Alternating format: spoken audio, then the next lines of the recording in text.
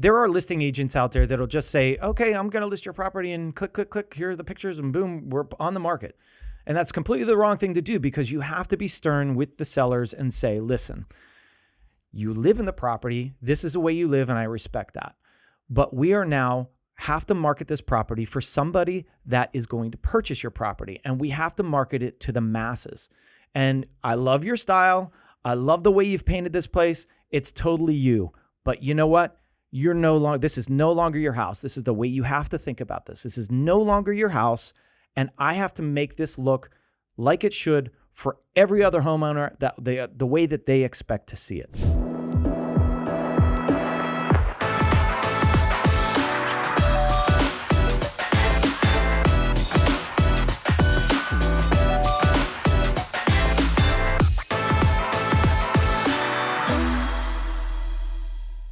How's it going, everyone? Welcome back to another episode of the Shawn and Matt Show. My name is Matt, that is Shawn, and welcome to our show. Shawn, in today's episode, we're going to be talking about a property in Arlington that is taking over the EHO headlines. It is listed for $10 million, and there could be 36 new apartments built on one piece of land. It just sounds so ridiculous, and I'm excited to get into it with you because I think there's some interesting opportunities that are happening with this specific property, the Broyhill Mansion. Then we're also going to talk about what it actually takes to sell a house, a little behind the scenes. You know, Realtor.com put out an article about what it actually takes behind the scenes to sell a nice house. And maybe myself and Shawn can share some behind the scenes story of ourselves. When you walk into the open house, things don't always look like they did like a week before the open house. Much different. And then we're going to get into in or out, whether Shawn Battle is in or out on 3 houses. So Shawn, let's start in the Donaldson Run neighborhood with the not notorious, maybe the famous Broyhill Mansion. It's a notable mansion. I'm talking about it like it's still there. It's no longer there. Oh, it's ripped down. It's been demolished. Wow. So the Broyhill Mansion, it sits on a beautiful hill overlooking Washington Golf and Country Club, right off of Vermont and 26th Street North. And it was up for sale a couple of years ago, and it was purchased for $2.55 million by Mr. Hamza and Miss Maldonado. They have 2 kids. Mr. Hamza grew up in the area, and they were looking to maybe renovate the house or maybe tear down the house and build their dream home in Donaldson Run, as many couples in the area look to do. Shawn, many couples would eye Donaldson Run and say, yes, this is where I want to plant down roots. But then something interesting happened, Shawn. According to the Falls Church news press, they weren't necessarily welcomed with open arms, Mr. Hamza and Ms. Maldonado. They both said they had encountered vitriol and hostility from neighbors who cut through the property and ask questions that implied, you owe us an explanation of what you're going to do with the house. Mr. Hamza interprets at least some of this as a reaction to his skin color. Mr. Hamza is a Muslim of Sri Lankan descent, and Ms. Maldonado said it seems some neighbors assume that he must be the agent or a worker who couldn't possibly be the owner. So now these 2 individuals and their family are having second thoughts about building their dream home.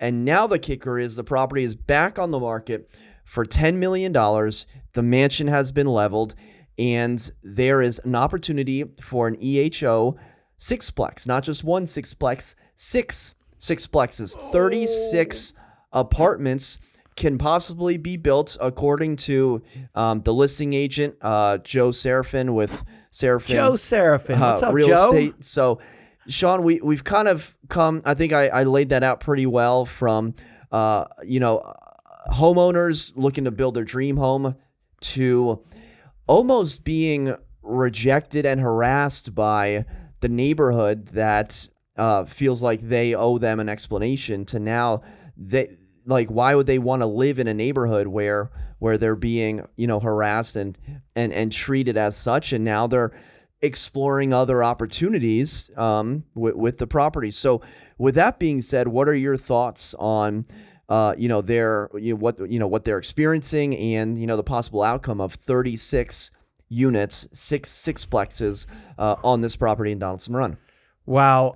This is the problem with when homeowners, get together and don't want something by them. And it's almost like, is that NIMBYism?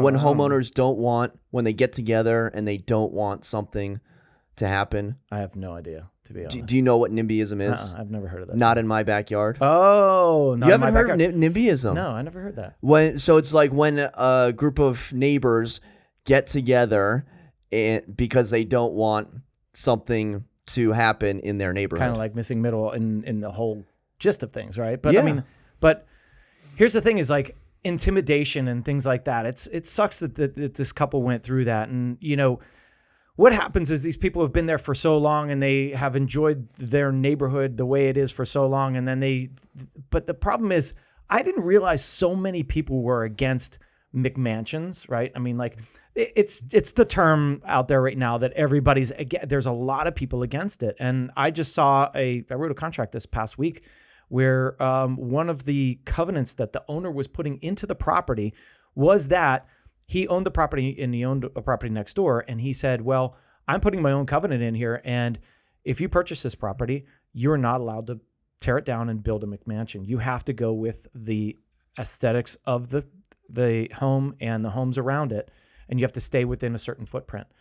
And so my client, I was like, I wouldn't sign that personally, because that's devaluing the land as far as in the future, because that was going to run with the land for like 20 years.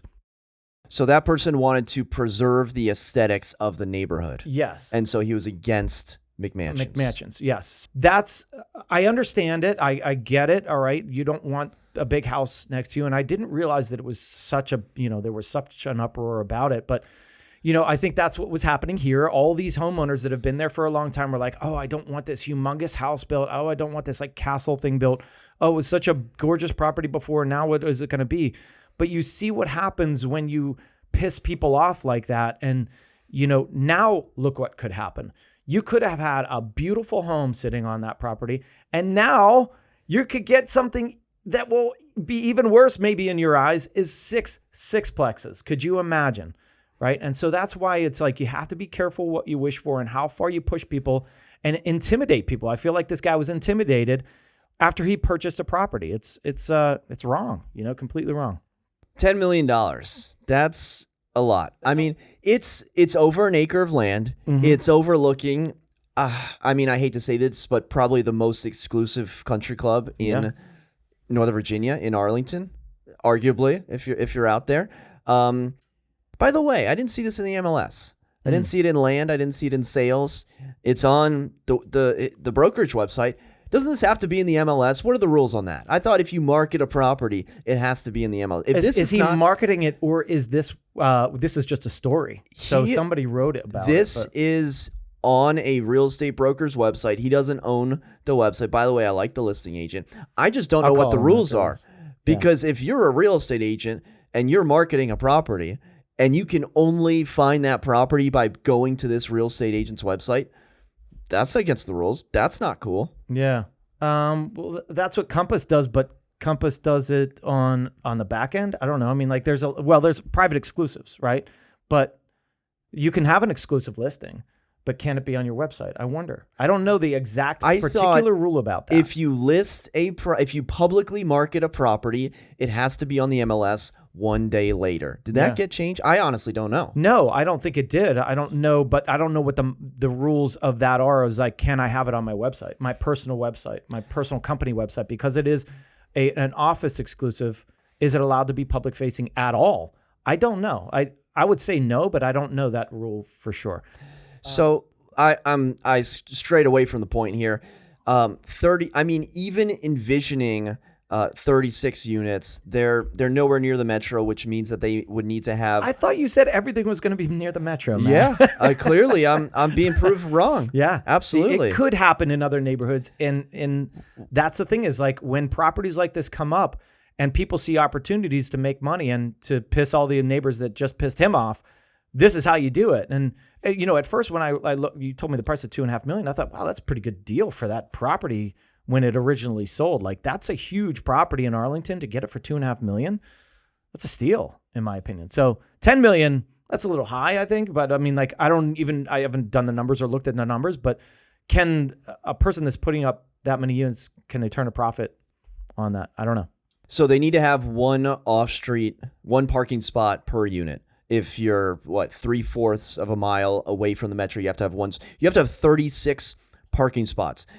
You don't do a garage for something like this, do you? Do you do off-street? Do you have off-street? Do you have 30? That's 36 off-street parking spots. Sounds like a lot of surface area that you're taking up that you can't build an apartment building. I mean, it's got to be a garage, an underground garage. I don't know. I mean, I think this is on a hill, right? So like you could dig into that hill and create a garage. So I don't know. You're creating a garage. I think they say it's by right, which means you don't need a special improvement, but I also read that if the property is over an acre of land, then there's a special use permit, but maybe they're going to subdivide the property into 6 different parcels. Right now it's 2 different parcels. And then I believe, and we're all new to this, but I believe the apartments, they can't interiorly, if that's a word, face one another. Like, there has to be at least one main entrance to the street. So essentially, you go down Vermont or you're going down 26th Street, and you're just going to have boom, boom, boom, boom, boom, boom, boom, doors out to the street. Yeah. This is the problem of what I was always talking about is like, do you want to screw up the aesthetics of a neighborhood? And this would really screw things up over there unless they make it really cool looking. But this is what everybody was up in arms about. And you know what I just learned? Talking to a title attorney was that, there's covenants and then there's Arlington code, right? So Arlington is saying that you can build this here. They have changed the code for this area and they can now build a 6-plex or whatever it is. But I didn't realize that the covenants that run with the land actually govern over Arlington. So a way that a homeowner could kind of collectively get around this or stop this would be for homeowners in that area. Say there is a restrictive covenant, but Arlington County said, all right, no, you can actually do this. That restricted covenant, you could get all your neighbors together and you could actually sue that homeowner and stop them or sue them for money or whatever it is, because that covenant overrules Arlington's new code. That's what I've heard. That's what I just got off the phone with, because I wanted to get clarification on that. Because there is a lot of stuff going on that a lot of people don't agree with. But it's here. So $10 million sales price, got to be another couple million to do the site work, and build. Who's making money on this? Because what are you going to rent these 1 and 2 bedroom apartments out? Whatever you rent them out for, people are going to pay, 1 bedroom, $2,000, 2 bedroom, like $4,000. I don't know what it may be. But is this a money making opportunity? I think for the current homeowner, yeah, that's about it. I don't know. I mean, like, it really depends. I think 10 million is high, but you never know. I mean, like, I haven't done the study on it, so maybe there is money to be made there. Maybe it does make sense. I mean, you're talking 36 units.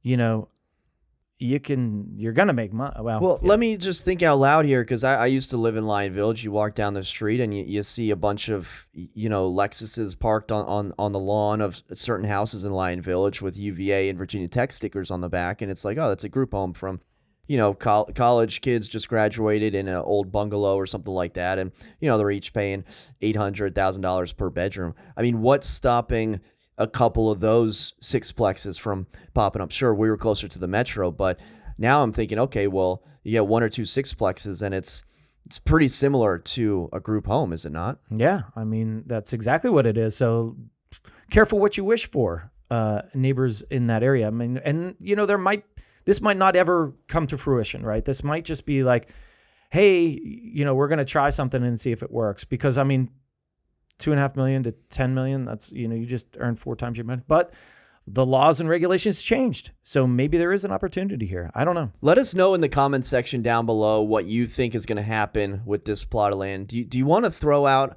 I don't know if I want to throw out a prediction. Do you think this is going to go through? I don't think it will. Yeah. I don't. Yeah, I'm pessimistic, but hey, I've been wrong before. I I'll hope be wrong again. the owners around them say, "We're sorry, we didn't mean it. Like, please build this beautiful They're house." not going to do that. Oh yes, Matt. I have faith in Arlington. In North people. Arlington homeowners. Okay, let's move on to our next topic. This comes to us from Realtor.com. What does it take to sell this house? A shocking peek behind the scenes. So Realtor.com author Kimberly Newman, new kind of topic, basically real estate confessions, talking with listing agents on what it actually took to sell a house. They interviewed Coldwell Banker real estate agent Kara Amir in Ponte, Vedra, Florida, who in February 2022 represented a 4-bed, 4-bath, 4,100 square foot house listed for $1,995,000, just under $2 million. Spoiler alert, it sold for 1.7, so $300,000 below the asking price. And it goes through everything Kara had to deal with and manage and expectations, and her suggesting what ended up being probably the best listing price they should have gone with. But, you can only arm your clients with so much information, and it's, their decision. The first thing, Shawn, that got me is the husband had a collection of, are you ready for this? Pinball machines. Yes. And where did the pinball machines go? They go in the living room. They go right in the living room, right as you walk into the house. And so the perfect first place thing, for me. I mean, that's where they should be. Yeah, that's right? where the action is. Your pinball machine isn't in the living room. I don't. So it's not. do you have, what's that? Do you have something in this? I want attic? a pinball machine, but they're like $7,000 to $10,000, $12,000, and I'm just like not ready to pull the trigger on that. Okay. I do have an arcade. That's kind what of I'm thinking of. which was a lot cheaper, but it is actually in the game room upstairs. So I have an upstairs game room. So this gentleman has 4 pinball machines, and he had them in the living room. So the first thing that Miss Amir did was move those to the office, clean up and clutter and declutter those collections. Have you experienced any sort of sellers where you walk in and clearly the living room is like a disaster? I'm sure half the houses you list, the living room's a disaster. I mean, it happens all the time. And this is the tough thing that you have to do is there are listing agents out there that'll just say, okay, I'm going to list your property and click, click, click. Here are the pictures and boom, we're on the market. And that's completely the wrong thing to do because you have to be stern with the sellers and say, listen, you live in the property. This is the way you live. And I respect that. But we are now have to market this property for somebody that is going to purchase your property. And we have to market it to the masses. And I love your style. I love the way you've painted this place. It's totally you. But you know what? This is no longer your house. This is the way you have to think about this. This is no longer your house. And I have to make this look like it should for every other homeowner the way that they expect to see it. And this process can take a really long time. And this is what people don't understand that goes into the process of selling a house. This can take months. Your job starts months prior to actually listing the house. I have 2 going on right now that took a while to get, and one's not at the market right now because we're basically doing everything. We're sanding floors. We're painting. We're rearranging. We're getting rid of stuff. We're changing light fixtures. Part of my job is going to Home Depot and buying light fixtures, buying light bulbs, all that stuff. So that's part of what I do to get a house ready. I'm standing in Home Depot or Lowe's or wherever it is, and I'm saying, all right, this looks good, this looks good, this looks good. Let's buy it. Let's take it over there and let's get it installed. So there is a huge amount of work that goes into listing a property, and it's all before the pictures happen. They said that for 2 months, the family went to work doing hiring a handyman with repairs, cleaning, service for deep clean, pressure washing the exterior. And you've mentioned all these things that need to happen for the house to get ready. How do you manage the ROI on things like first impressions where you walk up to the house and the landscaping is a mess? Okay, drop $1,000 on mulch and some new hostas and, some new, cheap, Home Depot solar lighting or things of that nature, when in reality, you're probably not going to get that ROI back in terms of a sales price, but you may get it back in terms of selling quicker. How do you manage all of those things in terms of spending money versus actual ROI return? Yeah, I mean, that's the tough thing is you always have to look at a budget and say, listen, and I'm always to the point, you have to spend some money to get your property ready. And one thing is Do you have curb a appeal. number in mind? Because usually I've been told 0.5% of the sales price. So if you think about like a $500,000 house, Maybe it just depends on the condition of the house. Naturally, I mean, I have one that was pretty well ready, but I had to get my stager in there and me in there, and we were like, all right, well, first of all, instead of this room as you walk into the right, instead of it being the dining room, which feels kind of odd when you walk in, you're right into a dining room. Let's make this a really nice formal living room with a fireplace. And that's how we marketed the property. So it's vision. It's vision that you have to say, I feel like most homeowners, when they walk in, they're going to say, oh, this feels weird here. Let's change this to this. And so that's number one, what we did. Number two is decluttering. And that's a big deal. It takes a long time. And the funny thing is, I just did this to a homeowner, and I went through, and he's like, just go do what you need to do. And so my stager and I were there, and then the stager left, and I'm like, all right, I'm looking at things, and there's some shelving that is open and exposed. And I'm like, it's too cluttered. So I went through, and I was there for an hour and a half before pictures. And I'm just like going through detail and stuff. And I'm like, this all has to go. I have to find a home for this. So I took everything off the shelf, and I was putting it everywhere that I could to hide it for those pictures. And later I was like, I sent my client an email. I was like, hey, I hope you don't mind. I went, I went a little far on this, but it needed to happen because it's important. It's important to have this stuff away. He's like, oh, no problem. He gets home later, and he's like, dude, I didn't know you were going scorched earth on me. Wow. But I'm like, but in when you look back, hindsight, it had to happen. And the pictures look great now, and the property is under contract. So like, that's the thing that you have to do. So getting back to how much you spend, it really just depends. And the second part of my job is referring contractors that I feel, one, will do a good job, they'll do it timely, and they'll do it cost effectively. And that's a really hard person to find, because we all know construction and contractors are of a different mind. They're really good at their job. They're not really good at management or, things like that. So getting people there on time. So then it's my job to be like, hey, are you going to be there tomorrow? Hey, are you going to be there tomorrow? How many times do I have to call people to make sure that they're on time? It's stressful. There's a lot that goes into it, and that people don't understand it. And when I refer a contractor, I say, listen, I want you to know I'm referring you this contractor. They could totally screw up at any point. And I've had them screw up at any point where I just have to fire them and find a new one. And we go through contractors over and over again. Sometimes they're great. Sometimes they're bad. You just never know. So, hey, I'm referring this person. I want you to know that I'm not affiliated with them. They're their own person. They're a contractor.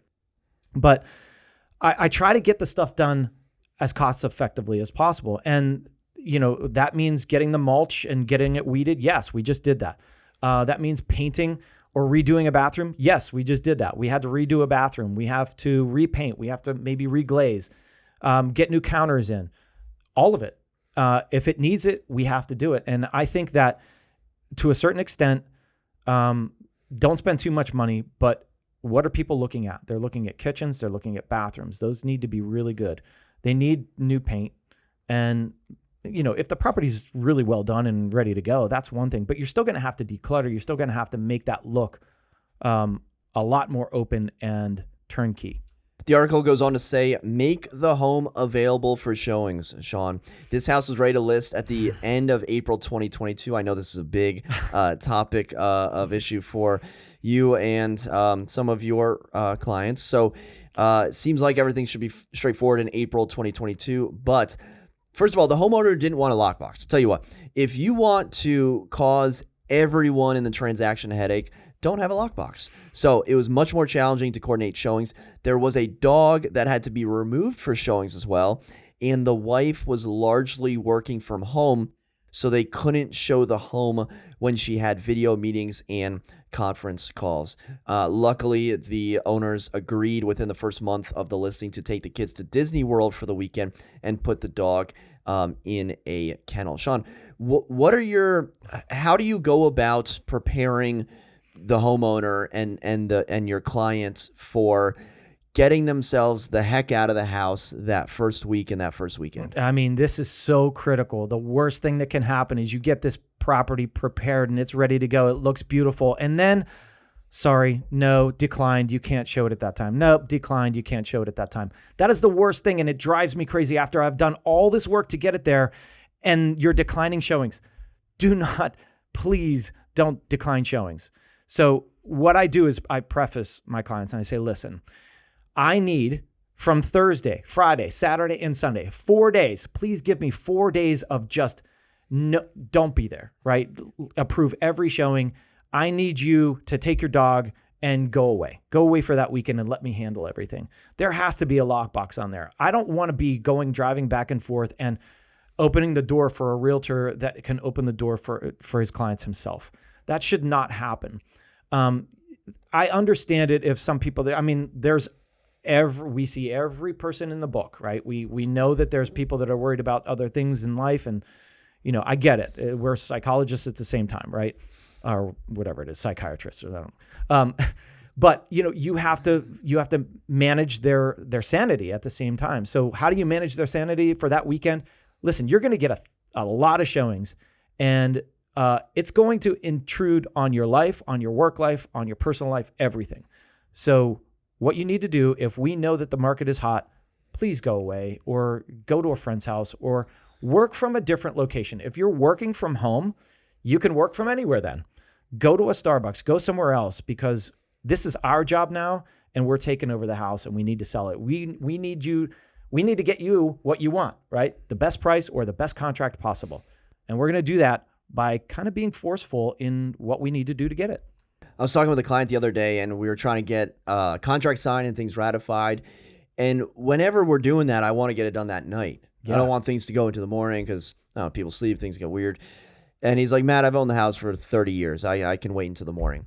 And that's true if the seller or if the owner was selling for one time in a 30-year span and they were living in the property, which was not the scenario here. If you're selling once in 30 years, maybe have a lockbox. Maybe take a long weekend. Maybe take the kids to Disney World. Like, there's no advantage if you're going to do something, and this price point's $2 million. If you're going to do something, do it the whole way. Don't make it difficult for everyone that's trying to purchase your house and come through your house. Because I'll tell you what, if a listing agent can't open a lockbox, they're going to get frustrated. If a listing agent has to call, if a buyer's agent has to call the listing agent to get the whatever code combination or they got to meet them there, the buyer's going to get frustrated. You're going to have that negative energy just entering the house. You want to make it as easy as possible for something that you should hopefully only be doing, selling your house, once every 7 to 30 years. Yeah. I mean, everything that you can do to make it easy on everybody, buyers and their agents, the better off you're going to be. You want a perfect experience for these people or else they're not going to write. And the littlest thing off can drive people crazy. And they're going to be like, nope, this is a 4-bedroom, not a 5-bedroom, or this is a 2-bedroom, not a 3-bedroom, don't lie about things because it's just, it frustrates people. But you were talking about timeframes. This is super important.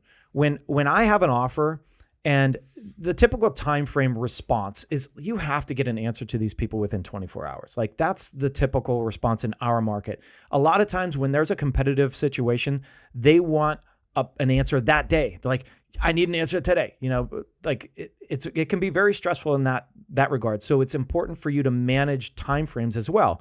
And so when you say, all right, multiple contracts are due Tuesday at noon, I will not have an answer for you until 8 p.m. that night or the next day, or, call out your time frame of when you're going to have an answer. That way you can manage it and manage your stress. Because honestly, when you're getting multiple contracts and you have a homeowner that, needs to, figure out what they want to do, there's a lot of stress that can be involved in that. And don't wait till the next day. If you can sign it that night, you sign it that night, because anything can happen. Minds can change overnight. And you want to strike it while the iron's hot. And, it's like I was talking to somebody today and they were like, oh, the time frame for contracts is like 2 weeks out, right? So basically what they're saying is typically what we do is like, all right, we're going on the market on Thursday, offers are due Tuesday, something like that. That's a very short time frame, but at the same time, is it enough time? So then you have some homeowners that say, oh, I want 2 weeks on the market. and then I'll make a decision. And I'm like, well, listen, you can't really do that because, I mean, you can, but all these people that see it up at the front side are going to be like, oh yeah, that house. Oh yeah. Do I really want it? Oh, well, this one just came on this week. So you're missing all those people that might just fall out. And time is money. You have to be quick on your responses, and you can't let it linger for too long, or else people just are like, that's old news now. Let's go to the next one. We could talk about listing strategies for entire episodes. We barely covered half of this article, which I will list and link in the description below. By the way, if you're liking this video, be sure to hit the thumbs up button. Lets us know we're on the right track. Shawn, let's move on to in or out, whether you are in or out on 3 houses across the United States. Coming to us from mansionglobal.com, retired food scientist lists coastal California home for $42.5 million. Orange County, Dana Point, think just under Laguna Beach. This is a colossal 10,500 square foot home right on the water. I don't have a lot of pictures for you, but I don't think I need a lot of pictures when you get this classic indoor outdoor living, and then you have a hot tub with a glass pool bottom that leads down to the swimming pool, I believe. So Shawn, Dana Point, $42.5 million.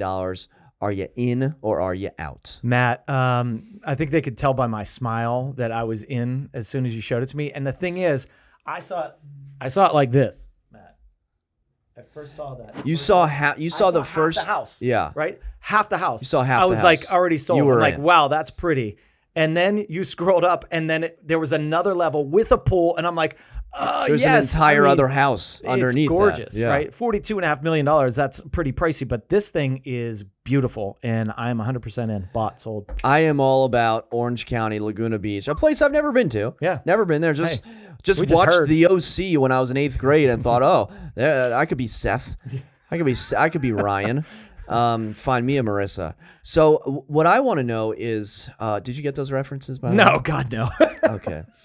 Well, I just let him talk. When it said young, the young generation. What do you think's happening? Just go talk. What do you think's happening right here? What do you think is happening on the lot next door? You think they're gonna build the biggest house you've ever seen right next to you? Yeah. You think that's gonna happen? Yeah. You know what? Maybe that's why they're selling too. Like, again, Mr. Homeowner says, "Oh, what's going to be built next to me? Oh no, he's building this crazy castle. I got to sell now before my value goes down." The beachfront home is owned by Laureen Demsher, a retired food scientist who worked for Frito-Lay. You think she helped to create the well, now I'm blanking. Fritos? The Fritos, Fritos. Doritos. Heck, I mean, like, if she created those, she deserves that house. Yeah. Those things are awesome. Like, you know how the powder sticks to your hand after she came up with it. She came up with it. Maybe she did. Maybe she didn't. I was going to say, know. like, how does that person own that house? That's amazing. But she must have had a stake in Frito-Lay at some point, because, man. I'm all about having like hundreds of photos on listings that are expensive, but I only need 7 to make my decision. I'm so that first picture, and now that's the key that draws you in. That first picture in the MLS should be a banger, right? Just like that thing. It even has a porta-john in it, and it doesn't but you matter. don't even notice it. It doesn't matter. The house is so beautiful. Would you Photoshop the porta-john out, or do you think that would be like a little misleading? You think people care? I would Photoshop it out because it's going to be gone anyways, right? It's like, I think I would Photoshop. Probably doesn't matter. Yeah, it doesn't matter. We were so drawn to the beauty of the house. The pool furniture is larger than the porta-john in the background. All right, let's move on to our next one. Staying in California, California is almost like its own country with different places, different cultures, different mountainous regions. So we have Cozy Cabin in California's Bear Valley, offers pure Scandinavian craftsmanship for $840,000. Now we're talking more of my price. Not a bad price. So this is near Bear Valley near Lake Tahoe. I always get Lake Tahoe, Yellowstone, and Yosemite mixed up. And I know if you're watching, you're like, well, how could you ever get those mixed up? But think Northern California, think east of like San Francisco parallel, San Francisco, San Jose. West of San Francisco, right? Yes. East. Okay, whatever. East of San Francisco. What's west of San Francisco? The ocean? We're going east. Oh, yeah, west. Yeah, I'm sorry. I'm like, my east and west are off. Yeah, you're right. Because I'm always like on the East Coast. So like, yeah, you're right. You're going east of San Francisco. Correct. So $840,000 for a cabin in Bear Valley. First of all, I don't know if I'd want to live in a place called Bear Valley, but it is a 1,350 square foot, 1 bedroom, 1 bath retreat in Bear Valley. Also includes 2 sleeping nooks plus a large loft. So I think the 1 bedroom might be a little misleading. In 1967, the seller bought the plots in the Sierra and didn't finish the house completely till 2008. And a lot of the inspiration was taken from the Stockholm's Skansen Museum, which was relocated from a farmstead in Norway. I'm trying to think if I went to the Skansen Museum in Stockholm. I went to this one museum in Stockholm. It was for a boat, and it was for a ship, and the ship had sunk. But they were really proud of their ship. Like they had set it out to port in like the 1400s, and they were like, "All right, here you go, ship," and then it just immediately sunk. Wow. And now it's in a museum in Stockholm. So the property also boasts a replica of a 4,000-year-old labyrinth. You can get an idea of the interior here. So it has that kind of sleek, minimalist, Scandinavian vibe. When you're on the inside, there's the labyrinth on the outside, and it's about 70 miles south of South Lake Tahoe. The house was literally built to last 1,000 years, just like in original Sweden. It needs very little repairs over the years. You can't drive a car to the house in the snow in the ski village. Residents get around on snowmobiles or cross-country ski. It's literally ski in and ski out. Shawn, are you in or out on the Scandinavian cabin in California for $840,000? Wow, that was a good breakdown of the property and what goes into it. Matt, I'm gonna say that it's a cool little property. I like the looks of it, but I'm gonna pass on this one just because one bedroom. You said I can't buy a house that has 1 bedroom, even though it has sleeping nooks and things like that. I'm just not. That's not me. I have to have multiple bedrooms, and the whole not being able to get there easily is a problem. And I know it's going to snow like crazy there. And so when are you going to be able to get there? Probably, 3 months out of the year, 4 months out of the year, maybe. And so for those reasons, I think I'm going to pull back and I'm going to say, well, that's a pretty shot. I showed him the lake and he's in. You showed me water, man. I gave. He's starting to think about it. I'm going to say there's a lot of water in other places. I'm going to pass.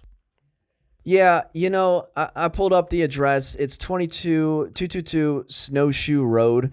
There's a little too, they show it in the summer and it's beautiful and you have these evergreen trees and it looks out over this gorgeous valley. I don't know what the snow is like there. I got to imagine you're just going to get stranded. Yeah. You're just going to be abandoned. I don't want to be abandoned there. I'm just barely out. I couldn't be convinced, but I'm just barely out. It seems like a hassle to get to from the major cities. I'm out. Matt and I agree. That's good. I'm out. All right, let's see what else we got, Shawn. I think we got one more. Do we have one more for you? I think, why don't I hit us with one more? So the last house, we're going to go up to Portland, Maine, Shawn. So in Portland, Maine, the south side of Portland, Maine, we have the Webb House, a historic gem nestled in the west end of Portland, built in 1906. This is just quintessential American house. And if you're wondering what that is, just look at the photos.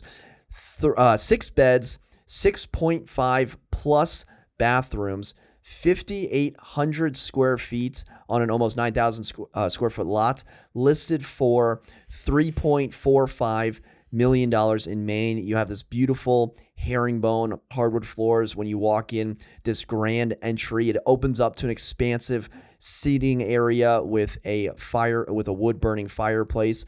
Shawn, it's almost 6,000 square feet. You got all the wood built-ins in the study. Are you in or out on the Webb House? One question: how close are we to water? Oh, you can see the water. You're very close. You're extremely close. You're in Maine. Everything in Maine is close to water. Okay, I see it.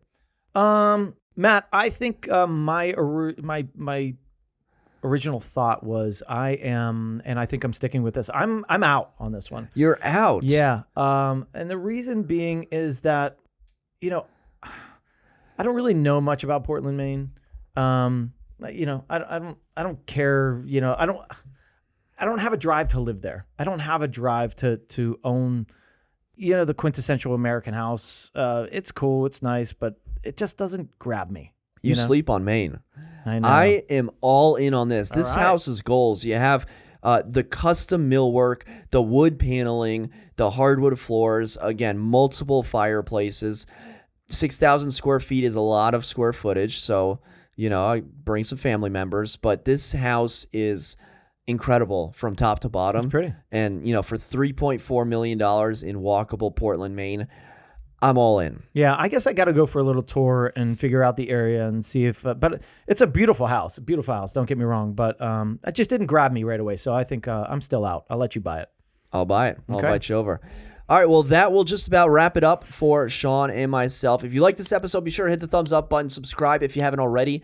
And for Shawn and myself, thank you so much for watching. Until next time, we'll see you then. Take care.